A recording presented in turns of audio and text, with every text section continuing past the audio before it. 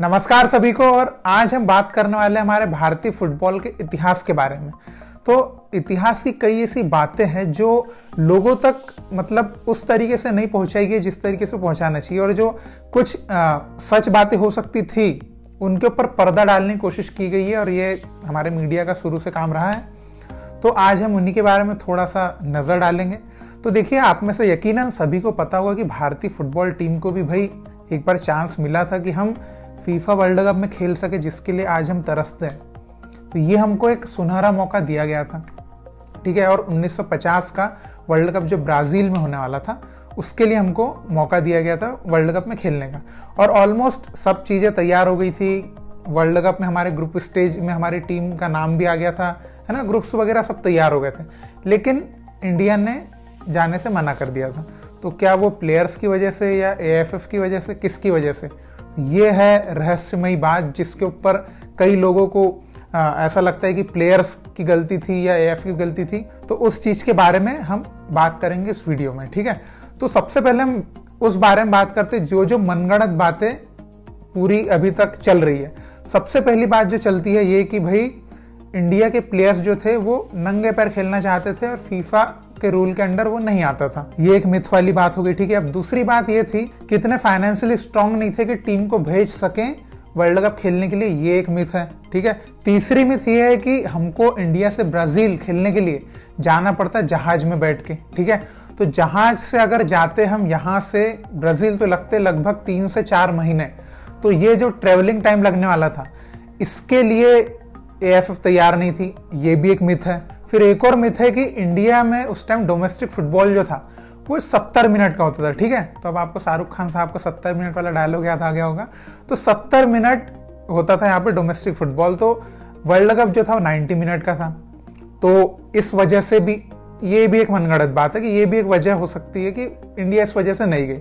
अब हम बात करते हैं उन फैक्ट्स के बारे में जो कि ज्यादातर सही तरीके से पेश नहीं किए गए हैं। तो वो क्या थे कि सबसे पहले तो एएफएफ की तरफ से जो स्टेटमेंट आया था इस बारे में उस टाइम पे कि भाई हमारे पास सिलेक्शन का सही उस टाइम टाइम नहीं मिल पाया, प्रैक्टिस के लिए टाइम नहीं मिल रहा है, तो इस वजह से हम नहीं जाएंगे, ठीक है। ये एक है। और आगे बात करें तो देखिए, उस टाइम पे फीफा वर्ल्ड कप इतना पॉपुलर, इतना ग्लैमरस, इतना कुछ नहीं था ना। उस टाइम 33 देश मतलब 33 देश ही फीफा के अंडर आते थे, तो बहुत ज़्यादा बड़ा टूर्नामेंट नहीं था। तो उस टाइम एएफएफ जो ऐसी कंट्रीज है, इनका फोकस कहाँ रहता था ज़्यादा, ये इस पे ओलंपिक्स पे, एशियन गेम्स पे। तो एएफएफ ने अपना पूरा फोकस काय पे डाल रखा था, जो उस टाइम एशियन गेम्स होने वाले थे और 1952 में समर ओलंपिक होने वाला था। तो इस पे एएफएफ ने पूरा फोकस डाल के रखा था। और एक और एएफएफ को डर क्या था कि ओलंपिक जो होता है, अगर आपको ओलंपिक क्यों चालू हुआ था, कैसे हुआ था, तो ये अगर आपको पता नहीं होगा तो ओलंपिक जो होता है इसको प्रोफेशनल टूर्नामेंट नहीं माना जाता। ओलंपिक को एमेचर प्लेयर्स का टूर्नामेंट माना जाता है, ठीक है।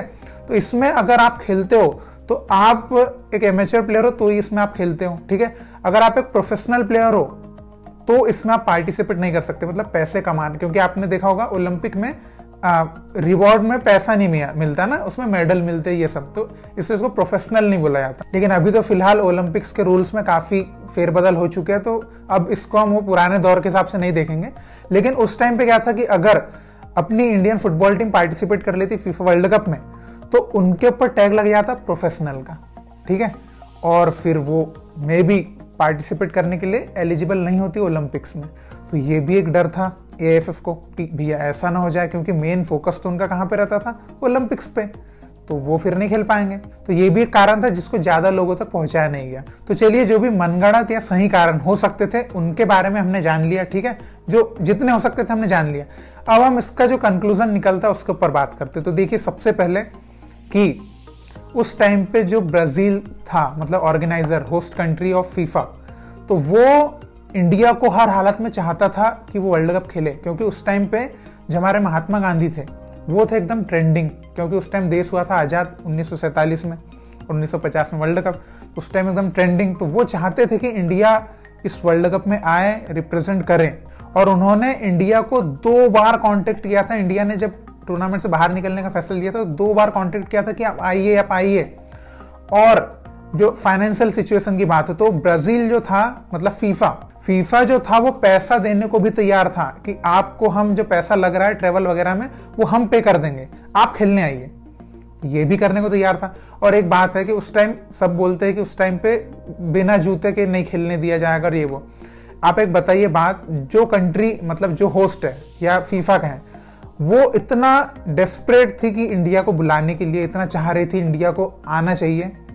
अगर हम उस टाइम पे उनसे इस बारे में अगर हम करते, है ना, टेबल पे बैठ के बात करते तो इस चीज का कुछ तो उपाय निकलता, है ना, कुछ तो हो सकता था इस बारे में। लेकिन उस बारे में आगे फर्दर डिस्कशन जो होना था वो एएफएफ ने तो पहले ही सोच लिया था ना कि हमको नहीं जाना है ना, हमको तो ओलंपिक खेलना है, इसी में हमारी जिंदगी है ना, तो वो तो एक स्वाभाविक सी बात है। और उस टाइम पे हमारे जो इंडियन फुटबॉल कैप्टन थे साइलेंट मन्ना साहब, वो तो कुछ और ही बोलते हैं। उन्होंने बाद में क्या स्टेटमेंट दिया था कि एएफएफ नहीं चाहती थी कि वहां पे जाएं, है ना, क्योंकि वो ज्यादा एशियन गेम्स एंड ओलंपिक्स को ज्यादा तवज्जो देती थी। तो जो कैप्टन है उनका तो अलग ही स्टेटमेंट जाता है, उन्होंने तो ये कहा ही नहीं कि हम नंगे पैर नहीं खेलना चाहते थे या ऐसा नहीं चाहते थे, तो ऐसा नहीं चाहते थे। जब टीम का कैप्टन ने तो ऐसा कोई स्टेटमेंट दिया नहीं, तो फिर ये बात कैसे आपने इसको ज्यादा मीडिया ने ज्यादा उछाला। और एक और बात देखी, 1950 में हमने नहीं किया पार्टिसिपेट, है ना, हमने साफ उनको मुंह पे तमाचा मार दिया, जबकि उन्होंने 2 बार आए हमारे पास कि आप चलिए, लेकिन हमने कर दिया नहीं, हम तो नहीं खेलेंगे, चाहे तुम कुछ करो, पैर पकड़ो, चाहे घसीटो हमको, हम नहीं जाएंगे। अब 1954 वर्ल्ड कप की बात आती, अब इंडिया को समझ में आया नहीं, हमको ओलंपिक में नहीं, हमको फीफा वर्ल्ड कप को भी ज्यादा तवज्जो देना पड़ेगा, ये बड़ा टूर्नामेंट है। अब 1954 के टाइम इंडिया ने खुद से अप्रोच किया कि भैया हम खेलना चाहते हैं वर्ल्ड कप। अब आई बात, अब आई लाइन पे, है ना, अब भैया फीफा ने डायरेक्टली कहा चल बेटा तुमको बहुत कर लिया, तुम्हारे हमने पैर पकड़े पीछे, तुम निकलो इधर से, सीधे डायरेक्ट बाहर, है ना, पार्टिसिपेट का कुछ करने ही नहीं दिया। वो होता ना मंदिर का पैर छूना, वो छूने तक नहीं दिया। तो ये अब इसमें क्या बोलेंगे आप, अगर हम 1950 का वर्ल्ड कप में जाते, इतना कठिन वो नहीं था कि नहीं जा सकते थे और ऐसा वैसा, जा सकते थे। अगर हम उस वर्ल्ड कप में जाते तो 1954 के वर्ल्ड कप में ये पॉसिबल था हमारे लिए कि हम वो वर्ल्ड कप भी खेलते, है ना, खेलते हम। तो सोचिए 2 वर्ल्ड कप हम कंटिन्यू खेलते, तो क्या, अब मैं क्या बोलूं, कितना बदलाव होता बताइए। उस टाइम क्या था, उस टाइम कोई गेम था, उस टाइम सबसे भयंकर गेम कौन से थे, हॉकी और फिर फुटबॉल, यही थे। तो ये एक मिस्टेक तो वो है ना कि एएफएफ कभी भी सही हाथों में रही नहीं है ना। तो एक होता ना कि अगर कोई चीज स्टार्टिंग से ईमानदारी से की जाए ना तो आगे लोग उसको ईमानदारी से ही करेंगे, क्योंकि उसकी एक आधारशिला वैसी तैयार हो गई है कि आपको उसमें ईमानदारी लगेगी ही। लेकिन शुरू में ही घपलेबाजी, आज भी वही चले आ रहा है, आज भी हमको वही चीज सहन करना पड़ रहा है। तो यही है रियलिटी, जो कि जिस पे कोई ना बात करता है। इस बारे में तो बात करना चाहिए टीवी पे, तो टीवी पे तो फुटबॉल नहीं दिखता, तो इस बारे में बात क्या करेंगे।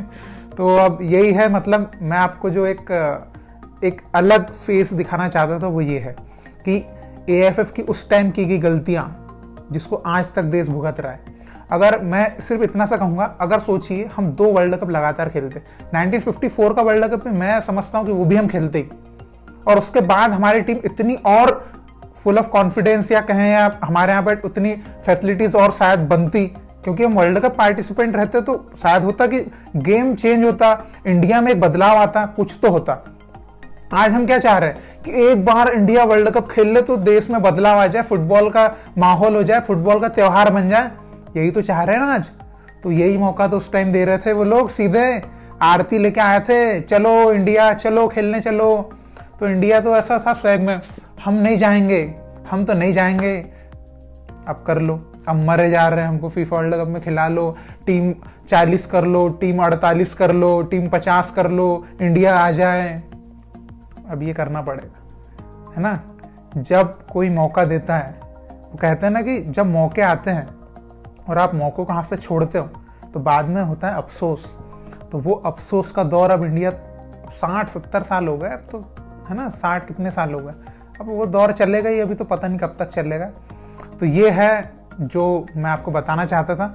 अब बताइए आप इसमें क्या कहना चाहेंगे, मतलब मेरी कुछ बातें हो सकता है किसी को गलत भी लग सकती है, तो क्या गलत लगता है वो भी आप बताइए।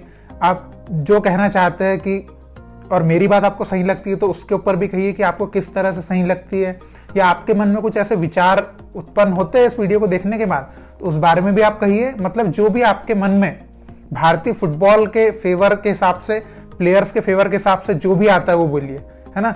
और आपको पता है आपको किसका साइड लेना चाहिए, ठीक है।